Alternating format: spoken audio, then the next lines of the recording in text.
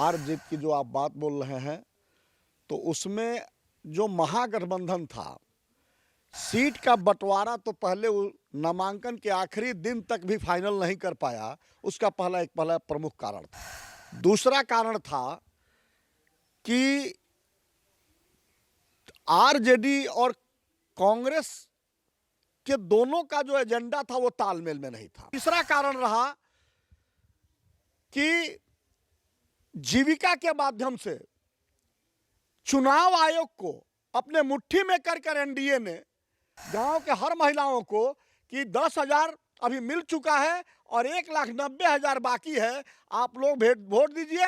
वो वोट भी उसने मर्ज करवाया। इस बार जहां वोट पड़ रहा था वहां पर अंदर पोलिंग एजेंट को बैठाने का यह कार्य चुनाव आयोग ने जो कराया था वह पूरी तरह से गलत था। लालू यादव को चलने नहीं दिया गया इस चुनाव में। एक शब्द लालू यादव का चुनाव में नहीं चला। आपकी राजनीति भूरा बाल साफ करने में रह गई 5 साल और भूरा बाल साफ के चक्कर में आप 25 पर आ गए और एक भी सवर्णों ने आपको वोट नहीं दिया, जिसके चलते भी यह चुनाव हारे। संजय यादव की वजह से यह शुरुआत हो चुकी है उत्तर प्रदेश में कि ब्राह्मणों ने ठाना है भाजपा को भगाना है। निश्चित तौर से हम बता दे रहे हैं कि महाकाल की मूर्ति बनने के बाद ममता बनर्जी पुनः आ जाएगी। बिहार का चुनावी जंग समाप्त हो चुका और इस चुनावी जंग में एनडीए ने प्रचंड जीत हासिल की, यानी नीतीश कुमार का जीत का डंका फिर से बजा। नीतीश कुमार ने कीर्तिमान रचा और इस चुनावी जंग में एनडीए यानी इंडिया गठबंधन की करारी हार हुई। आखिर क्या वजह रहा कि तेजस्वी को जनता ने नकारने का काम किया?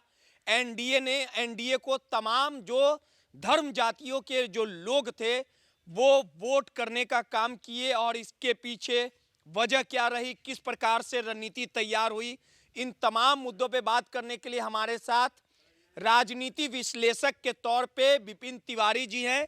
इस बार विपिन तिवारी जी खुद चुनावी मैदान में कुचायकोट में चुनावी मैदान में कूदे थे अमरेंद्र पांडे के खिलाफ, लेकिन उनकी हार हुई और आखिर एनडीए का जो जीत का डंका बजा, इसके पीछे वजह क्या रही, इन तमाम मुद्दों को समझेंगे।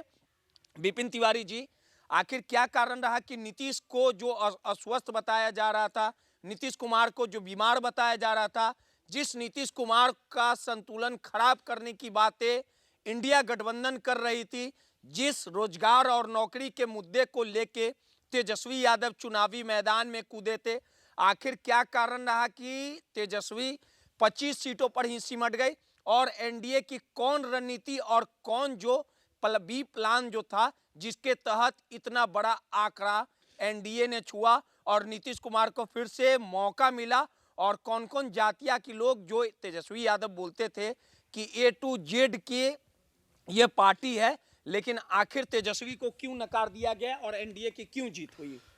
पहले तो आपके चैनल को नववर्ष का धन्यवाद, मंगलमय हो आपका यह चैनल। और सबसे बड़ी विषय है हार जीत की जो आप बात बोल रहे हैं, तो उसमें जो महागठबंधन था, सीट का बंटवारा तो पहले नामांकन के आखिरी दिन तक भी फाइनल नहीं कर पाया। उसका पहला प्रमुख कारण था। दूसरा कारण था कि आरजेडी और कांग्रेस के दोनों का जो एजेंडा था वो तालमेल में नहीं था।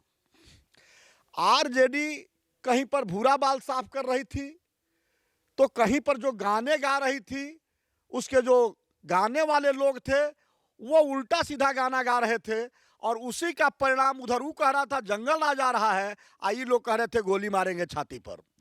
दूसरा हारण का कारण ये रहा। तीसरा कारण रहा कि जीविका के माध्यम से चुनाव आयोग को अपने मुट्ठी में कर एनडीए ने हर बूथ पर जो महिलाओं को भेजा, जो अवैध है, पूरी तरह से अवैध है। चुनाव आयोग पूरी तरह से अवैध तरीके से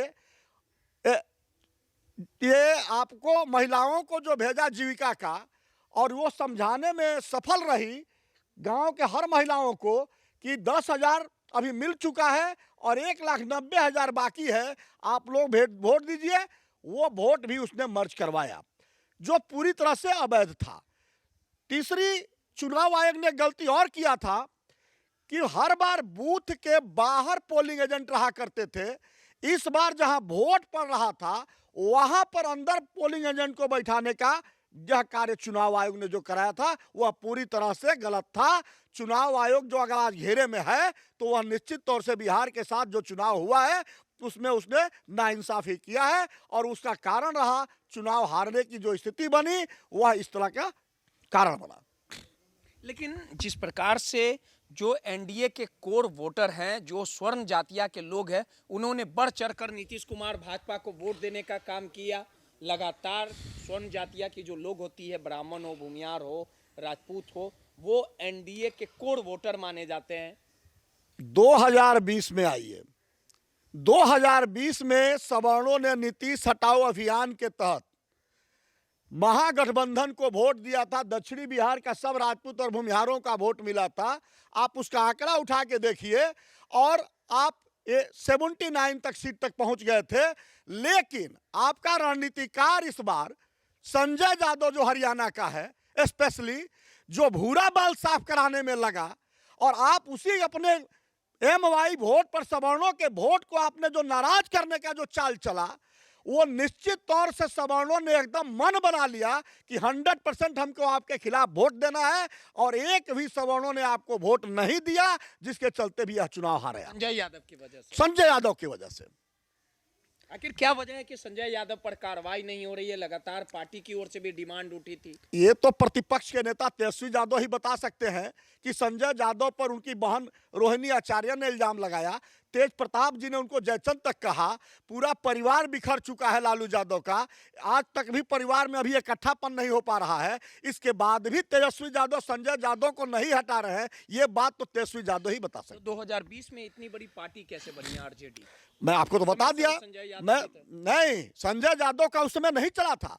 लालू यादव मंच से खुलेआम उसमें बोलते थे। 2020 के चुनाव में हाँ, लालू जी कहाँ थे? थे लालू यादव का यादव जेल में थे। अरे जेल में थे, वहां से जो उनका संवाद है उसको सुनिए। तो उन्होंने कहा था सवर्णों से कि हमने सवर्णों का कुछ नहीं बिगाड़ा है, कहीं कागजाती मार नहीं मारा है, सवर्ण लोगों के साथ हम जीवन भर अच्छे से रहे हैं, हमने बैंक वोट की राजनीति किया लेकिन सवर्णों के साथ नाइंसाफी नहीं किया है। वो बात सवर्णों ने माना था 2020 में कि लालू यादव ने कागजाती मार नहीं मारा है। और सवर्णों को मैं आज भी नसीहत दे रहा हूं कि नीतीश कुमार और सुशील मोदी ने सवर्णों को जो आज मारा है उसका परिणाम बिहार में भोगने को सवर्णों को मिल रहा है। लेकिन लालू यादव को वही बात जो है सवर्णों ने पकड़ लिया। लालू यादव इस बार बाहर थे, तमाम चीज को गाइड कर रहे हैं। लालू यादव को चलने नहीं दिया गया इस चुनाव में, एक शब्द लालू यादव का चुनाव में नहीं चला। और स्वर्ण क्यों नहीं वोट दिए? आप तो शुरू से ही भूरा बाल साफ करने लगे, कहीं अशोक महतो के नाम से करवाने लगे, कहीं किसी रीना पासवान से करवाने लगे। आपकी राजनीति भूरा बाल साफ करने में रह गई 5 साल और भूरा बाल साफ के चक्कर में आप 25 पर आ गए। यूपी में भी चुनाव है, यूपी में किस तरह का माहौल रहेगा? पश्चिम बंगाल में चुनाव है। उत्तर प्रदेश में ब्राह्मणों ने अभी ठाना है और भाजपा को भगाना है। यह शुरुआत हो चुकी है उत्तर प्रदेश में कि ब्राह्मणों ने ठाना है भाजपा को भगाना है। भाजपा की जो स्वीट चाल है, मीठी चाल है सवर्णों के खिलाफ, वो अब सवर्णों ने मान लिया है। जोगी जी की से मोहभंग हो गया है। निश्चित तौर से मोहभंग है, क्योंकि ब्राह्मणों के साथ अन्याय है, राजपूतों के साथ अन्याय है, सवर्णों के साथ अन्याय है। आप छल कर रहे हैं। भारतीय जनता पार्टी राजनीति कर रही है सवर्णों के खिलाफ और सवर्ण अब इस बार यह मन बना चुका है कि उत्तर प्रदेश में अखिलेश के साथ जाएगा और भूरा बाल ये साफ नहीं करेंगे तो अगली बार तेजस्वी के साथ भी सवर्ण जाएगा। पश्चिम बंगाल में क्या माहौल है? पश्चिम बंगाल में 2 ध्रुवीकरण की राजनीति चल रही है और भारतीय जनता पार्टी उसको करा करके मजे ले रही है। एक तरफ हुमायूं बाबरी मस्जिद बना रहा है तो एक तरफ ममता बनर्जी महाकाल की मूर्ति बनवा रही हैं। और भारतीय जनता पार्टी जो सोच रही थी कि हम इसका फायदा लेंगे, निश्चित तौर से हम बता दे रहे हैं कि महाकाल की मूर्ति बनने के बाद ममता बनर्जी पुनः आ जाएगी। चलिए, सीधे तौर पे विपिन तिवारी जी थे, तमाम राजनीति में हो रही हलचल को लेके गतिविधियों पर पूरी तरह से बेबाक जानकारी दे रहे थे। सहयोगी अनिल के साथ रोहित, माई पीडीए समाचार, पटना।